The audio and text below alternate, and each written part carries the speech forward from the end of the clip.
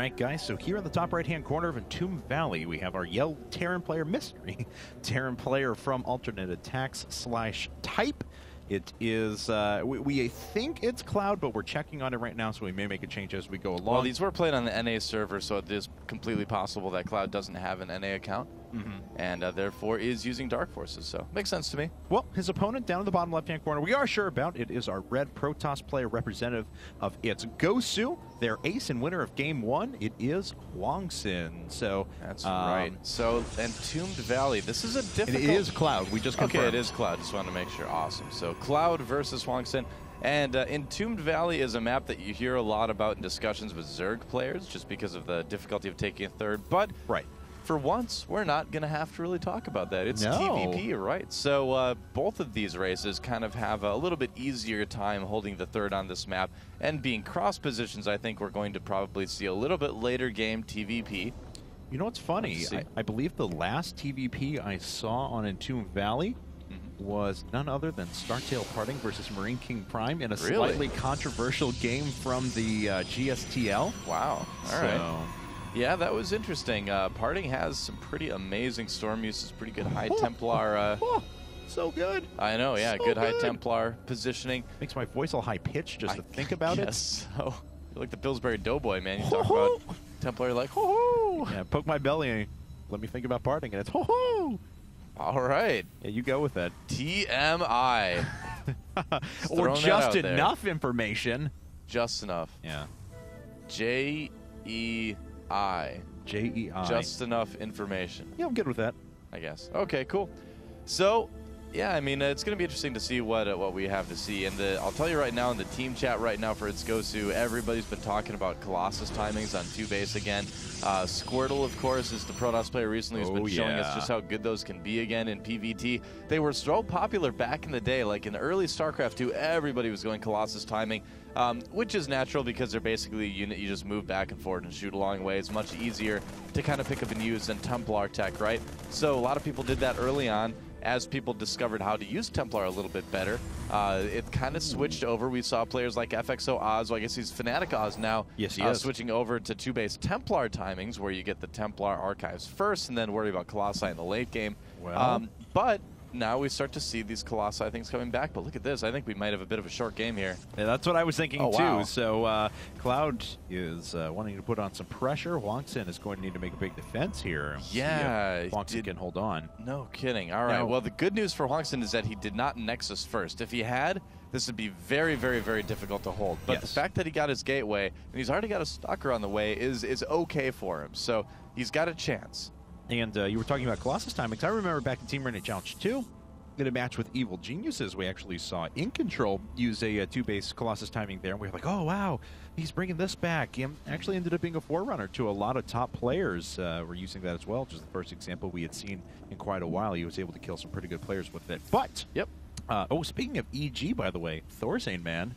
Oh, yeah, that's right, yeah. Now a member of Evil Geniuses. So. Yeah, congratulations to them. Congrats to Thorzane. I've heard rumor on the street is that he's heading back to Korea as well, so that'll be some great practice for him. I know he became very good friends with a lot of players on Slayers, so I'm sure they'll be very happy to see him and practice with him again. All right, Hwangsin, how's your control? We'll find out now. He's got a couple of Stalkers sitting there. He's already picked off one of those Marines. Another one getting pretty low. Has gone down. Wow, nice There is a bunker coming up along with the second SCV along the way, so looks like Cloud really wants to make this work. You know, the bunker's a bit worrisome, but Hwangsin is handling these Marines really, really well. He hasn't lost a Stalker yet. Man, look at that. One of the Stalkers fairly low, and he's stopping the bunker before it's done. Wow, that was well done from Hwangsin. Now, Cloud is expanding behind this, so it's not like it's all in or anything like that. He didn't pull out his SCV, so don't worry about that. But a good defense early on by Hwangsin for something that's been kind of a struggle for a lot of Protoss players lately to deal with, and now he's going to be able to chase these Marines all the way back to Cloud's base. We'll have to see if Cloud, looks like he's content just kind of leaving him at the tower, I guess. You don't want to engage too many Marines, obviously, but with 3 Stalkers, you can micro a little bit longer against them at least. And he's going to put down he did have a little bit of excess minerals even after putting down the first command center. So he decides to put down a second and at the same time a fourth barracks while double gassing. So utilizing those minerals. Of course, he has a lot of relatively unupgraded forces, and he needs to play economic catch-up because he didn't do any economic damage. And Hwangsin has been powering on 2 bases with that. Already an 8-worker disparity. Not the biggest deal in the world for a Terran player because of mules, but Hwangsin will be able to double produce those for quite a while. And he himself is moving into a fun passive style. Probably still going to be Colossi eventually, but it's going to be the double Forgery Creator Primask variant. Yep, I think this is a good choice by Hwangsin. He knows that he's got a very good chance of being ahead in upgrades for quite a while. If your opponent, makes that many Marines and sends them at you early on in the game, you're going to be ahead on economy already, so why not use that to get ahead of something that they're going to struggle a little bit longer to catch up with, right? Because, I mean, Terran players with mules, with extra command centers, if they're behind in economy, they can catch up fairly easily, but upgrades take about the same amount of time anyway. You slice it, right? So Hwangsin knows this. He's going to go for the upgrades at a time when he knows that Cloud won't be able to keep up, and if he stays with it, he's going to have a nice little advantage from that. All right. Well, Hwangsin getting that +1/+1 upgrades. Of course, his opponent is moving into a 3rd orbital command, adding on that engineering bay, keeping up with his add-ons as well. Pretty late, though, to factory tech, so it's going to be a decent period of time before he's going to be able to move into Medivacs. And he hasn't seen the very slow form of play out of Hwangsin yet. Maybe can assume that that's going to be the case, but of course, Hwangsin is playing this so well right now. Well, I mean, yeah, he doesn't look like he's going for any sort of 2-base timing or anything like that. So, I mean, he could still go for like a 1-1 blink timing or something like that. But, it's something crazy. But it does, I'm hoping, I don't know how this game turns out, but I'm hoping it'll be an example of how he is kind of moving away from that 2-base style that he's so well known for. Even if this is there is a robotics base, right? But even if this ends up being a 2-base style, this is not like a very all-in-ish style. This isn't that very hardcore variant we saw at a Squirtle a couple of times at IPL4. That was, I'm just going to go up to 6 gates in a robo bay as quick as is humanly possible, and I'm going to hit you. No upgrades, no nothing. 3 Colossi, go. Of course, Hwangsin playing a lot slower variant, a lot smarter variant. When he's put into this position, of course, the other one is very good if you detect weakness out of your opponent, but against what he knows is there for Cloud now, a ton of bio units, as his observer did get a great look at his opponent's base. This is the smarter way to go about it. Yeah, I think Cloud's doing a great job of kind of recovering from the early aggression that he did that didn't quite work out very well. He's got a lot of barracks out. He's got 3 command centers to be able to take that 3rd base very quickly.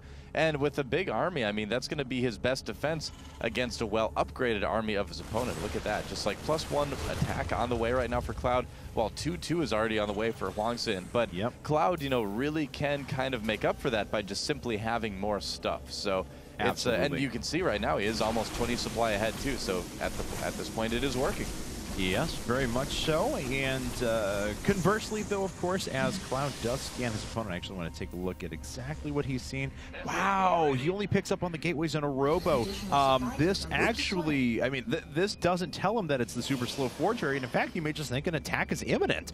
And he starts to move out in the middle of the map, possibly to engage that force. But back on Hwangsin's side of things, 3rd base coming up as the first Colossus hits. Pretty standard for this double forge style. Yep, and we'll have to see how well he can defend against this push. Of course, he does have an observer right there, so he can see everything that's going on with Cloud's army. Thermal Lance is about 3/4 done right now, so depending on when Cloud decides to go, unless he just goes immediately right now, Hwangsin should have 2/2 and Thermal Lance finished by the time he gets there, so that'll be pretty nice.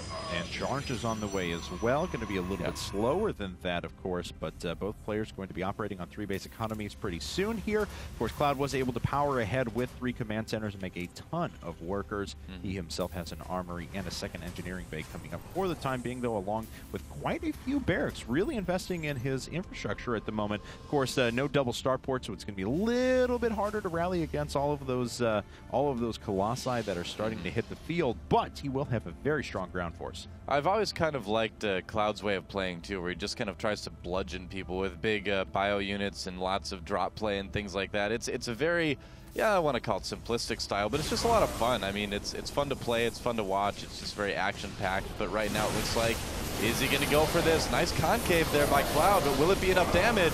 Very nice concave. He's going to try and shoot down one of the Colossi right away. Cannot do so. Those Colossi with 2-2 upgrades are so strong. Oh, man. Oh, my God. 21 kills between the first two Colossi that were there. The 20 supply lead has just been flipped on its head. Yeah, take notes. 2-2 Colossus are pretty good against 0-1 Terran Bio, apparently. All right, Medivacs are like, well, we can't heal fast enough. Yeah. We need a buff. That is true. Man, 2 weapons upgrades to no armor upgrades. Yeah. Huge advantage there for those Colossi. And Cloud, he doesn't have a bunker at his natural.